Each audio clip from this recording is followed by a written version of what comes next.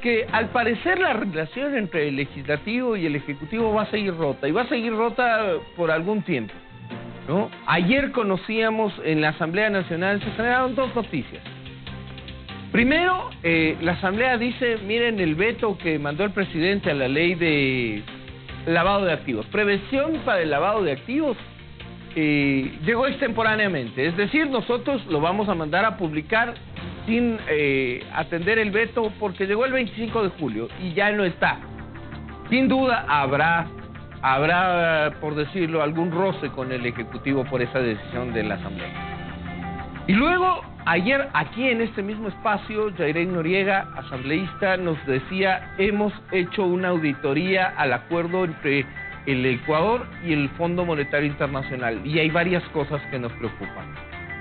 Inmediatamente desde sectores cercanos al gobierno, la Cámara de Comercio de Quito, sectores cercanos al gobierno, lo digo así, salieron a decir que esto era un riesgo, que la Asamblea le ponga una etiqueta al acuerdo con el fondo y decida meterle una lupa ahí, es un riesgo para la economía del Ecuador, dicen los sectores cercanos al gobierno. A esta hora queremos conversar con la primera presidenta del Legislativo, Viviana Veloz, quien gentilmente ha sentado el diálogo en este momento con nosotros. Viviana, buenos días. Daniel Montalvo, Johanna Cañizares, le damos la bienvenida al espacio. Arranquemos con esto último. ¿Se van agriando aún más las relaciones entre el Ejecutivo y la Asamblea? Buenos días, Diego. Buenos días, Johanna, y buenos días a la ciudadanía. No, hay que dejar un punto muy claro. La función legislativa, quienes somos parte de esta Asamblea Nacional, hemos venido trabajando siempre en aras de el beneficio de la gente. Nosotros no estamos en conflicto con nadie. Aquí el que busca conflictos y el que ha roto todos los canales de diálogo, no solo con nosotros, porque el gobierno es experto en enemistarse con los distintos actores políticos, las distintas funciones del Estado, etcétera, cuando no le cumplen sus caprichos, es la función ejecutiva. Es el presidente de la República, Daniel Noboa, quizá por el desconocimiento de cómo se maneja el Estado, quizá el desconocimiento de cómo fortalecer las relaciones entre las distintas funciones, o también de cómo, incluso el ejemplo que usted acababa de dar al inicio, intentar vetar un proyecto de ley que le fue notificado a él con fecha 24 de junio y que tenía él, de acuerdo a lo que contempla la ley, tenía un tiempo máximo para regresar a la Asamblea con un veto parcial o con un veto total, o a su vez sancionar la ley, pero el presidente lo que hace es querer vetar de forma extemporánea cuando ya los plazos ya habían fenecido, y lo que hace la Asamblea Nacional es remitirlo al registro oficial de acuerdo a lo que establece nuestra propia normativa jurídica.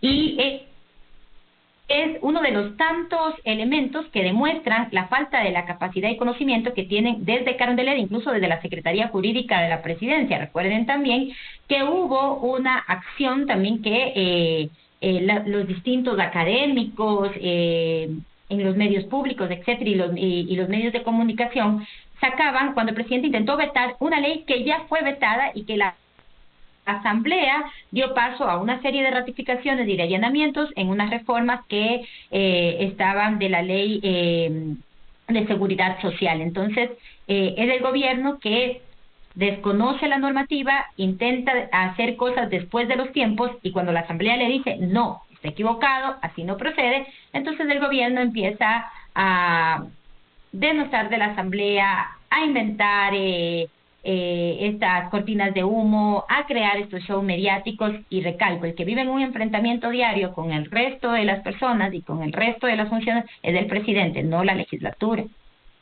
Ahora, asambleísta, ¿cómo está? Muy buenos días. ¿Cuáles son los principales cambios en esta ley de activos? Y yo estoy viendo, por ejemplo, la forma de elegir al principal de la UAFE, de la Unidad de Análisis Financiero y Económico. ¿Cómo se va a elegir a esta persona que tiene un cargo muy importante? Esta terna tiene que ser enviada por la función ejecutiva.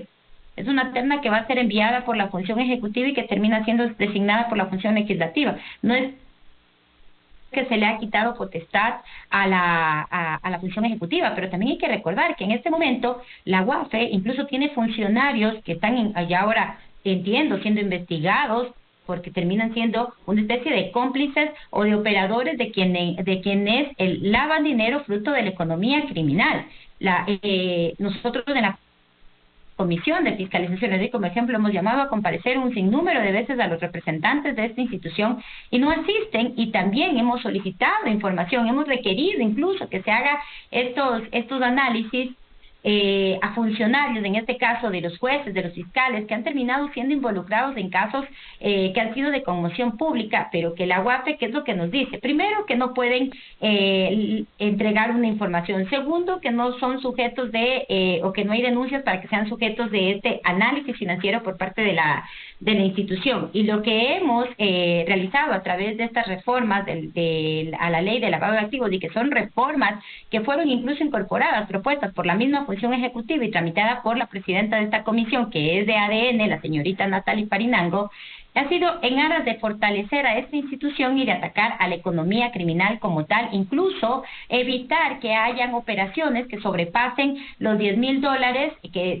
estos $10,000 deben ser por transferencia bancaria, que deben tener los respaldos necesarios, que ya no pueden realizarse estas transacciones en dinero en efectivo o pagar en metal, en este caso en oro, etcétera. Son elementos que llevan a fortalecer esta prevención de que dentro del Ecuador no opere la economía criminal. Y recalco, o sea, son incluso reformas que fueron tramitadas por la misma presidenta de la mesa, que es de ADN, y que el presidente de la República, tan solo por estar en estos conflictos innecesarios con la legislatura, veta todo y no hace una evaluación, no hace una valoración de qué puntos pueden ser buenos y qué puntos pueden ser malos, incluso que si existiesen errores de forma, poderlos cambiar.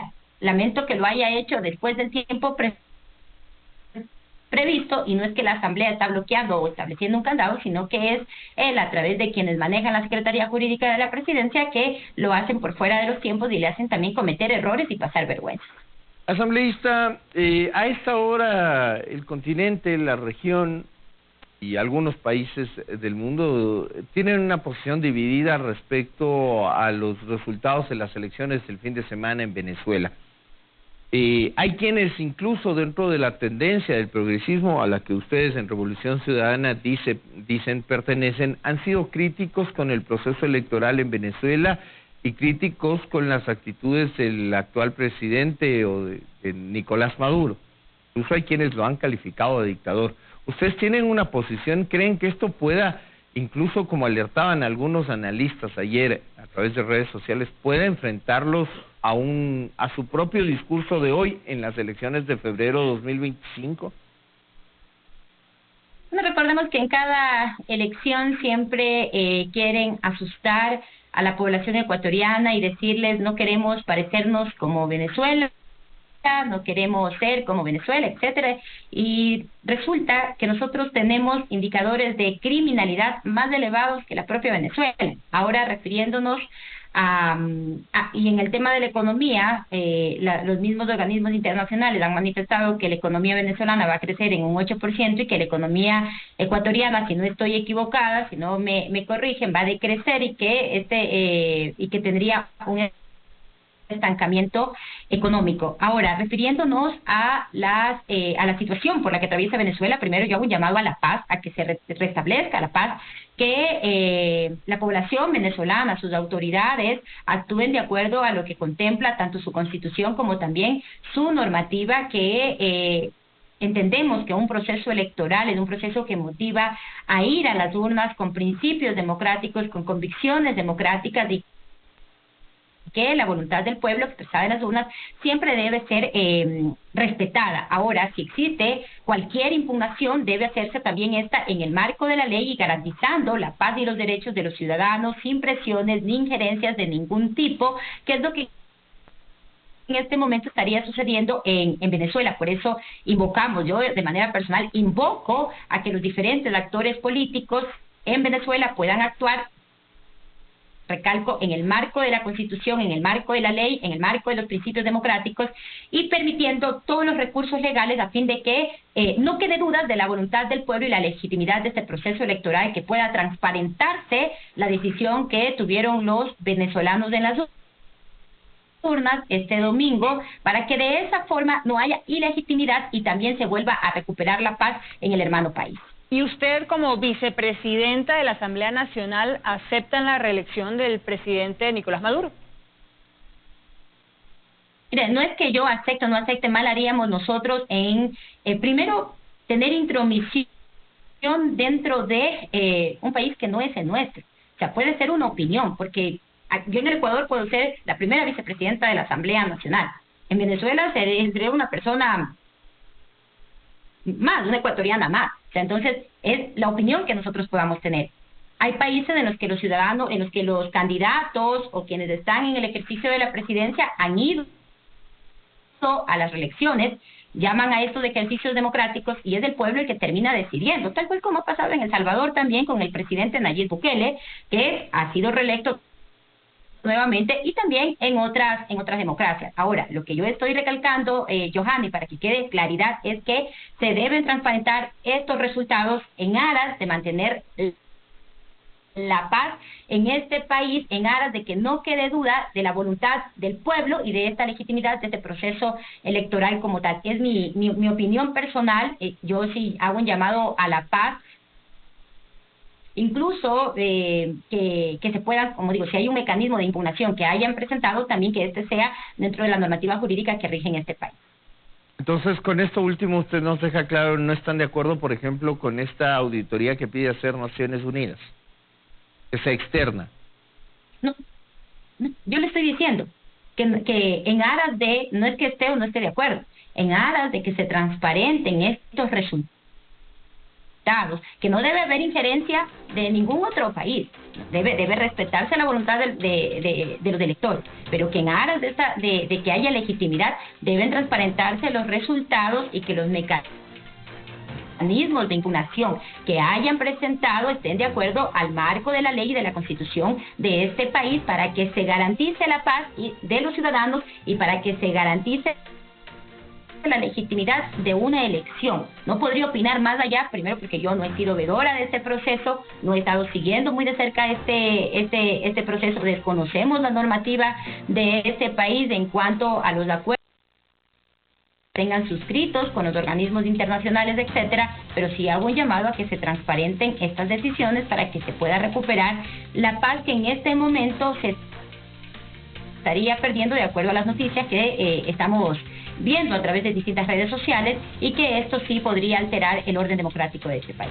7 de la mañana con 37 minutos. Queremos agradecerle a la primera vicepresidenta de la Asamblea Nacional, la asambleísta Viviana Veloz, con quien hemos conversado, sí, de lo tensa que se está volviendo la relación con el Ejecutivo, y en este último tramo también su posición respecto a las elecciones en Venezuela. Todo lo que permita transparentar y que se respete la voluntad del pueblo venezolano sería bienvenido. Con eso vamos a una nueva pausa, regresamos para seguir contándole más noticias.